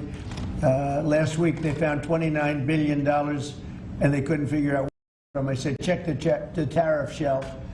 And they said, how did you know that's where it came from? We're taking in billions and even trillions of dollars in tariffs, paid by other countries who, frankly, were taking advantage of us for many, many years. And they were doing that to us, but our people didn't know it. We didn't have smart business people. We've ended Biden's inflation nightmare and came in below expectations, and yet, again, this past month, we set records. Gasoline prices are way down, and really dramatically, as everybody knows, and energy prices have been going down, other than in certain states where you have Democrat-run states where they put windmills all over the place. Anytime you see a windmill, you'll say, well, they have bad energy costs, and it's happening in New Jersey. I saw that there's a revolution going on in New Jersey. They closed up a nuclear power plant, and they're raising electricity rates by 21, 22, and 28%, something like that. And you're going to have a new governor in New Jersey. I'll tell you what, you have a good man running in the Republican Party. He'll get him down. But what they've done is they've killed so many good sources of energy for very expensive windmills and lots of other things that don't work. 401ks and retirement accounts are soaring, and the stock market is setting record highs. Almost every day we're going record highs, and yet we're taking in hundreds of billions of dollars in tariffs. So it's turned out that Trump was right and they were wrong. There was few smart people knew what was going to happen. Few of us were right. So we're going to keep the fighting going. We're going to make America's seniors every single day. We're going to fight for them. We're going to make them richer, better, stronger in so many different ways. But Social Security is like pretty much the one that we think about, and we love it, and we love what's happening with it. And it's going to be good for 90 years and beyond. Again, you were given only a short period of time. Social Security was supposed to be like down. Had they won the election, Social Security would have defaulted during Biden or Kamala's election, whoever they so chose. Two beauties. And now what I'd like to do is ask Frank to say a few words. Again, this is a man with a really storied past. He's one of the most successful anywhere in the world. What he did at J.P. Morgan Chase and what he did for Henry Kravis and all of the others are like legendary stories. And he just wanted to do this. He's making about a tiny fraction, I would say, a tiny fraction of what he used to make. But he didn't care. He wanted to do it. He made a lot of money. And he said, I want to run that system. I want to put it back on track. And he's got an unbelievable talent over there. It's like a different place. So, Frank, would you say a few words, please? Sure. Thank you. Is less than 1% tiny fraction, sir? Is that what it is, less than one? That's a tiny That's fraction. an honor. He's It's an making honor. It is an honor. And I'd like to start off by thanking the President for his tireless effort in running the country, in what he's done across the country, meeting every commitment. And, you know, I see it directly in the big, beautiful bill, the opportunity that it's brought to seniors. But his effort on every commitment, delivering against it, and delivering on world peace tirelessly. I'd like to also thank him for my opportunity. You know, he's teasing me, I'm teasing him about the economics of the job. But the reality is to serve 300 million Americans, which is what Social Security serves, is a tremendous honor. And him putting that faith in me and building what I believe, and I think I have a right to say it, is the best leadership team ever assembled in the White House and in the cabinet. So that's my great honor. So I come here and get the opportunity to serve the American public in a manner that I never imagined in my life. And what we found was the opportunity to fix a foundation. The reality is, people talk about 72 beneficiaries. I talk about over 300 million Americans with a Social Security number that we must protect through the system. And when you look at what we talk about in eliminating Social Security numbers that were live in the system, they could carry fraud through the whole system. So the first thing was root out fraud, waste, and abuse. But while doing it, the best way to be more efficient is provide more accurate payments and better service. And you heard the numbers. I think the most staggering number is that we had a website that was down 29 hours. This will be a digital-first agency, and we are building my SSA accounts. That's the digital account. And we have a bold goal of 200 million Americans to have a digital SSA account by the end of next year. It will happen. Just like we had a bold goal of single-digit wait time on the calls when they were at 40 minutes. And we did that. This is my 100th day. We did that within 90 days, right? Get the web up and running, bring technology to our field offices, use digital presence to answer, and serve the American public. That's the job. When we do all that, then we'll really know the answer to if we have a hole, right? I was presented in my second week on the job with $18 billion in errors by the Inspector General. It was public. In less than a month, we solved 9 billion of it. So that's the type of swift action we can take, right? You see the things like the big, beautiful bill for the seniors. You see better digital services. You see field office wait times down. If you make an appointment to have a field office visit, it happens in 6 minutes. Unprecedented. We are serving more people and delivering more than was ever delivered before in a manner with the highest possible quality, and we've just begun. You should expect this to be a great digital-first agency. My commitment to make this happen is as deep as the President's commitment to make the world a great place. And you see the fabulous job happening here across America and what he's doing in the world. You should expect Social Security, just like the President. I thank him for making America great again. It's happening. Social Security will be great again. You have my commitment. Thank you, Mr. President. Thank you very much, Frank. I'm going to sign the new proclamation, please. Sir, this is a proclamation both commemorating the 90th anniversary of the Social Security Act, the signing of the Social Security Act, and also the incredible accomplishments of your administration fixing and promoting and safeguarding Social Security. And it also obviously mentions the fact that as part of the One Big Beautiful Bill, a vast majority of our senior citizens are no longer paying taxes on their Social Security benefits, as you promised in your campaign and as you delivered for the American people. That's a big factor, isn't it? Huh? Yes, sir. That's great. I think they're very happy about it, too. They're very happy about a lot of things. Good job, Frank. Thank you, sir.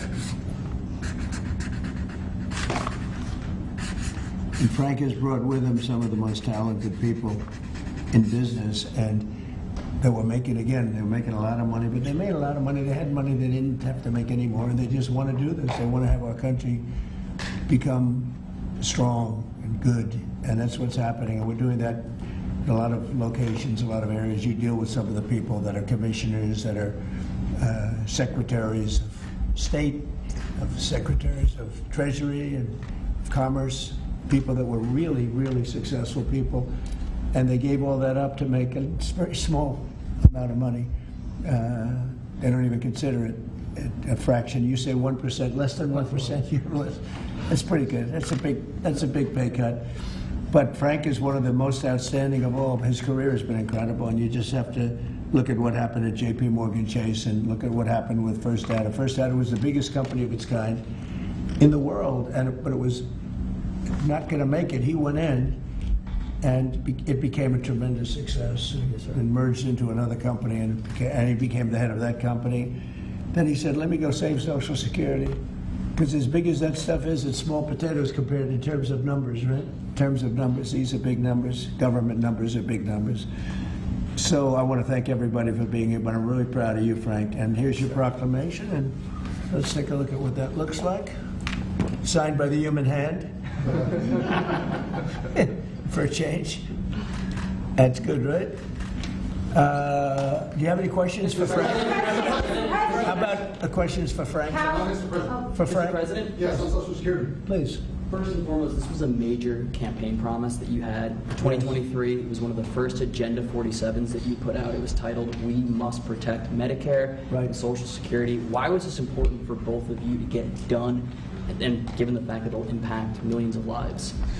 Well, it was very important to me because I knew how Social Security, I've been hearing about it for years, long before I came to office, that it was really going to die very shortly, and I had to put somebody outstanding in. And we were talking. I was talking to him on a business sense once, and I said, "This guy's amazing." And he said, "I'd love to help you with Social Security because it's sort of what he does. You know, he takes troubled entities and turns them around, and he did some of the biggest messes in the world and." Social Security in a certain way, I guess. You know, you reported it all the time. In 4 or 5 years, it's going to go bust, but not anymore. It's not. And he's got it turned around so well. The proclamation helps. All of the things we've done help. And he's finding such tremendous fraud where we have illegal aliens. We have people that don't even exist on Social Security now. They don't exist. And what it does, it makes it totally secure and powerful for the people that are on it and need it. And we're very proud of the job he's done, one of the best. Howard Castro from Lentel TV. How are you today, sir? Democrats like Bernie Sanders and Elizabeth Warren continue to peddle the lie and the claim that you're trying to cut Social Security, despite your repeated promises to protect it. Why do you think they keep pushing this misinformation and literally terrorizing the elderly in America that sadly keep watching the very misleading mainstream media? I love your question. I should have called you almost first, but I love his questions also, always. But it's such a good question. It's so vicious what they do. Elizabeth Warren said she was an Indian. We call her Pocahontas. She's a liar. She lied her whole career. Based on the fact that she was an Indian, she was able to get into certain colleges, get certain jobs, get into certain universities to work there. She's a liar and a mean person. She's a nut job. I watched her the other night. She's all hopped up endorsing a communist in New York City. And she was all excited and jumping up and down. She's got to take a drug test. She really does. She's got to take a drug test. There's no way somebody can act that way and be normal. What she's done to our financial institutions, she destroys people. Do you know that you had a lot of great banks in the Midwest and banks that loaned to farmers and others, and they went out of business? She put them out of business. Stone cold mean. Banks that were open 150 years, family banks that supplied the farmers and manufacturers and others, and she put them out of business. She's a mean, horrible human being. Bernie Sanders is Bernie Sanders. I don't mind him so much. He's just a liberal guy, very liberal guy. He's a wacky guy. He's still sharp. I got to tell you, he's 86 or 87 or something. He's still sharp. You compare that to Joe Biden, it's, sort of what happened. So I don't mind Bernie Sanders. With him, you know what you're getting. You're getting a guy, he's a nasty guy, but he's somebody that, I don't know if I call it a fastball, but he's able to throw the ball pretty well.